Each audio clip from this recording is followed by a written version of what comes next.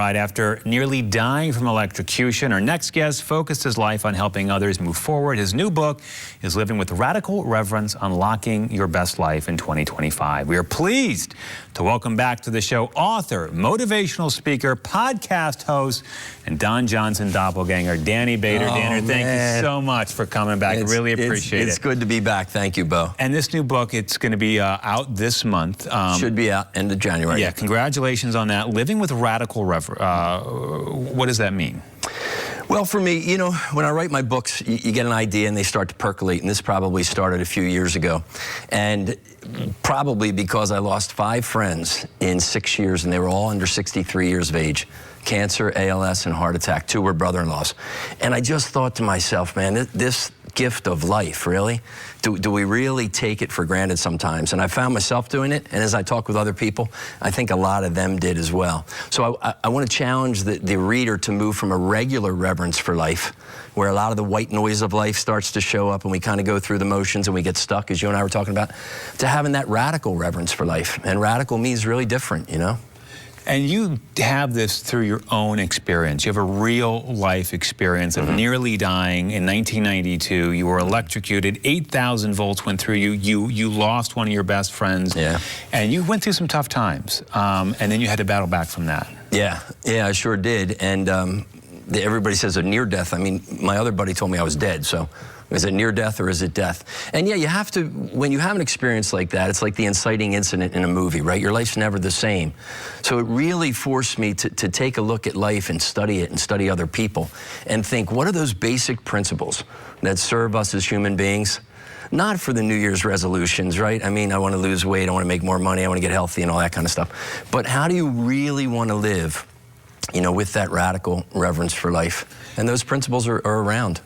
But to do this, you really say people need a plan. You need to have intention. You need to have resilience. You need to have purpose. It's not just enough to say, "Hey, I want to live life with joy and wonder." A plan really has to be in place, and you have to be motivated to work on it. Yeah, well, I think the plan, like we talked about resolutions, I would say for folks, think about next year. Think about December. And if I say to you, how was 2025? And you go, it was great. And I ask why, what are you going to say? And then I would start to capture that somewhere that you can review, because that's the story. And story has action, and story has emotion, and you're more likely to turn more of that into reality. And I think that's really the key. So having a goal, having things you want to accomplish, and then working towards that every day. Yeah, I think so. And then, as you said, you and I talked about the principles. You know, the book is only 104 pages, because to live with a radical reverence for life, I don't think you need a big, thick book with all it's simple, man. And I offer 7 principles that I've come to understand really help us. And around purpose, when you talk about that, chapter 2 is called Live Your Truth, which is a mantra by our son Luke. He talks about that a whole lot, so I got him in the book. Your purpose isn't lost. Living your truth is saying, these are my values, right? My spirituality, my family, my love, my mental and financial well-being, and then design your life around those. If you don't have those somewhere that you can review consistently, life's just going to take over. And you get to the end of the year and people say, how was your year? And you go, well, it was okay, but I couldn't find the time to do this, this, and this, because you're not intentional. You don't have that somewhere that you can review every week. And I wonder if that's something that maybe people are even afraid to do, because it's like, if I don't live up to that, if I don't do that, then maybe I failed. Is that, I mean, you know, how would you, you know, what would be your argument against that thought that I want to do this year, but I didn't do it, so that means my year was wasted? Yeah. So 2 of the chapters, one is called Trust, that you are a resilient human being. So it talks about all that ability to just know that you have the ability to do and accomplish a whole lot and move through the difficult times. And the other chapter after that is called Embrace the Struggle.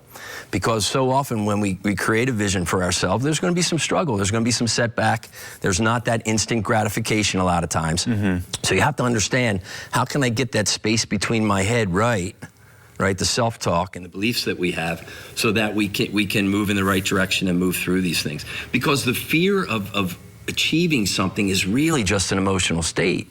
And you got to think, okay, where's that coming from? And oftentimes it's just things that we're not worthy, which after my accident, I thought for years, man. I had a raging thought, you do not deserve to be happy because your friend died and you didn't. So what was the moment that changed for you, that shifted you from that mindset to now the mindset of writing books and putting this plan in place to help? Yeah, well, there was many moments, but the key moment was when I was in the Outer Banks in North Carolina, and I was half drunk, or maybe 3/4 drunk, because I was just trying to deal with that. And I went to a phone booth, and I called my mom, and she said, when are you coming home? We can't wait to see you.